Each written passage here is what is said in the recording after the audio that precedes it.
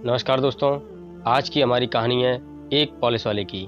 सेठ ने आखिर क्यों नहीं करने दी उसको पॉलिश। चलिए दोस्तों, ये कहानी है, हम शुरू करते हैं। एक सज्जन रेलवे स्टेशन पर बैठे गाड़ी की प्रतीक्षा कर रहे थे। तभी जूते पॉलिश करने वाला एक लड़का आकर बोला, साहब बूट पॉलिश कर दूं? उसकी दयनीय सूरत देखकर उन्होंने अपने जूते आगे बढ़ा दिए। बोले, लो, पर ठीक से चमकाना। लड़के ने काम को शुरू किया, परंतु अन्य पॉलिश वालों की तरह उसमें फुर्ती नहीं थी।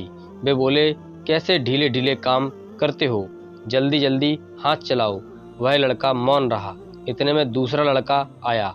उसने इस लड़के को तुरंत अलग कर दिया और स्वयं फटाफट काम में जुट गया। पहले वाला गूंगे की तरह एक और खड़ा रहा। दूसरे ने जूते चमका दिए। पैसे किसे देने हैं, इस पर विचार करते हुए उन्होंने जेब में हाथ डाला। उन्हें लगा कि अब इन दोनों में पैसों के लिए झगड़ा या मारपीट होगी। फिर उन्होंने सोचा, जिसने काम किया उसे ही दाम मिलना चाहिए। इसलिए उन्होंने बाद में आने वाले लड़के को पैसे दे दिए। उसने पैसे ले तो लिए, परंतु पहले वाले लड़के की हथेली पर रख दिए। प्रेम से उसकी पीठ थपथपाई और चल दिया। वह आदमी विस्मित नेत्रों से देखता रहा। उसने लड़के को तुरंत वापस बुलाया और पूछा, यह क्या चक्कर है? लड़का बोला, साहब यह 3 महीने पहले चलती ट्रेन से गिर गया था।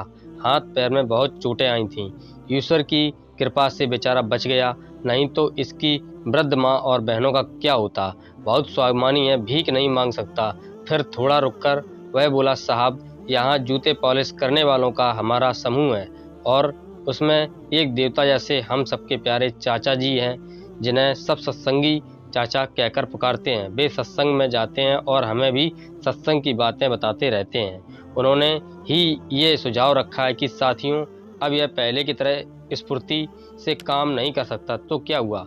ईश्वर ने हम सबको अपने साथी के प्रति सक्रिय हित, त्याग भावना, स्नेह, सहानुभूति और एक तत्व का भाव प्रकट करने का एक अवसर दिया है। जैसे पीठ, पेट, चेहरा, हाथ पैर भिन्न भिन्न दिखते हुए भी एक ही शरीर के अंग हैं, ऐसे ही हम सभी शरीर से भिन्न भिन्न दिखाई देते हुए भी एक ही आत्मा, हम सब एक हैं। स्टेशन पर रहने वाले हम सब साथियों ने मिलकर तय किया कि हम अपनी एक जोड़ी जूते पॉलिश करने की आय प्रतिदिन इसे दिया करेंगे और ज़रूरत पड़ने पर इसके काम में सहायता भी करेंगे।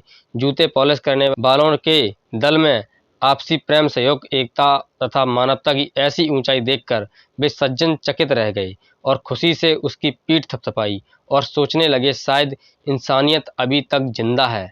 दोस्तों, ये थी हमारी एक जूता पॉलिश करने वाले की।